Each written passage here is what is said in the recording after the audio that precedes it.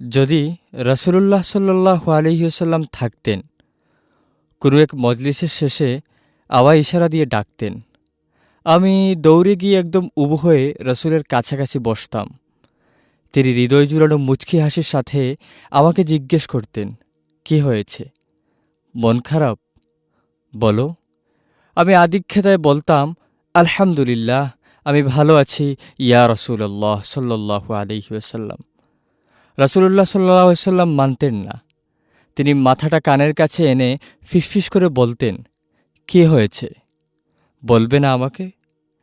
আমি লজ্জায় গুটিসুটি মেরে মাথাটা আরও লুকিয়ে ফেলতাম।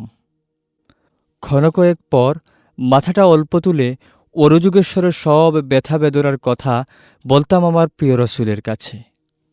যদি রসুলুল্লাহ সাল্লাল্লাহু আলাইহি ওয়াসাল্লাম থাকতেন, যদি রসুল সাল্লাল্লাহু আলাইহি ওয়াসাল্লাম থাকতেন,